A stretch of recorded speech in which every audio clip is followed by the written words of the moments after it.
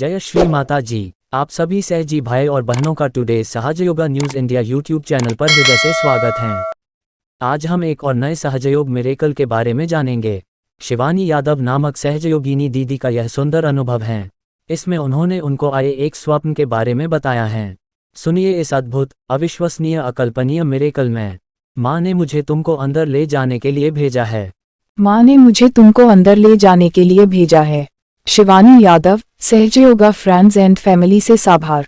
एक बार मैं स्वप्न में कहीं किसी रोड पर अकेली खड़ी थी। उस स्थान पर काफी अंधेरा था, घना अंधेरा। मुझे अंदर जाना था परंतु मैं अंदर जाने में डर रही थी। उसी समय धीरे धीरे चलते हुए अपने सुंदर से छोटे शरीर में श्री गणेश वहां आए। उन्होंने लाल धोती पहनी हुई थी और उनका पेट विशालकाय था, लेकिन उनके हाथ और पैर बहुत ही छोटे छोटे से थे। वे मेरी बाईं ओर आकर खड़े हो गए, जबकि ठीक मेरी दाईं ओर श्री हनुमान जी विराजमान थे।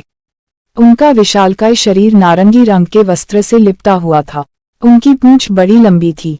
उनका हृदय किसी नन्हे से देवदूत की तरह लग रहा था और वे मेरे दाईं ओर तनकर खड़े थे।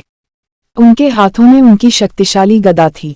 श्री हनुमान जी ने मेरी ओर मुस्कुराते हुए अपना हाथ हिलाया, लेकिन मेरे चेहरे पर भय की रेखाएं देखकर उन्होंने श्री गणेश से कहा कि ये लड़की अंदर क्यों नहीं जा रही है। श्री गणेश ने तुरंत उत्तर दिया कि शायद वह अंदर जाने में डर रही है। श्री हनुमान जी ने मुझसे कहा कि तुम डर क्यों रही हो? क्या तुमने मेरी मांसपेशियों और गदा को नहीं देखा? मैं तुम्हारे पास किसी को भी नहीं फटकने दूंगा। मैं हमेशा तुम्हारे दाईं ओर रहता हूँ। चिंता मत करो, मैं तुम्हारे पुकारने से पहले ही तुम्हारी सहायता के लिए आ पहुंचूंगा। आओ अंदर आ जाओ। माँ ने मुझे तुमको अंदर ले जाने के लिए भेजा है। श्री हनुमान जी ने मेरा हाथ पकड़ा। जैसे ही मैं अपने चारों ओर की चीजों को समझ पाती, श्री गणेश जी ने कहा, मैं तुम्हारा सबसे अच्छा मित्र हूँ। ठीक है, मेरा विश्वास करो और मेरे साथ अंदर चलो। तुम्हारे चारों ओर ये गंदगी तो रहेगी, परंतु तुम सदैव स्वच्छ और पावन रहोगी। मैं इस पूरे विश्व से तुम्हारी रक्षा करूंगा। सोचो मत और अंदर चली आओ, क्योंकि तुमको परमात्मा द्वारा चुना गया है। उन्होंने तुरंत ही मेरा बायां हाथ पकड़ा और हम सब उस अंधेरे स्थान के अंदर चले गए। ये अंधेरा स्थान और कुछ नहीं बल्कि ये हमारा अनैतिक और नश्वर विश्व था, जिसमें हम रहते हैं और कभी कभी अपनी अज्ञानता के चलते इसी में गुम हो जाते हैं। उस स्वप्न में सुने गए आखिरी वाक्य ने मेरा पूरा जीवन ही बदल दिया और मुझे समझ में आ गया कि परमात्मा के लिए हम लोग कितने खास लोग हैं।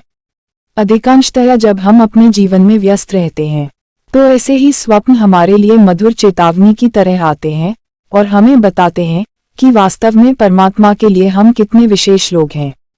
श्री माता जी को अनादिकाल तक धन्यवाद देना भी काफी नहीं होगा, उनके सारे आशीर्वादों के लिए, बल्कि कठिन समय में हमारी सहायता करने के लिए भी, क्योंकि कई बार हमारा गहनतम कष्ट भी हमारे लिए उनका सबसे बड़ा आशीष होता है, क्योंकि ये हमें परमात्मा के और निकट ले जाता है और हमारे उत्थान से हम सचमुच ही सुंदर व्यक्तित्व के धनी या महामानव बन जाते हैं।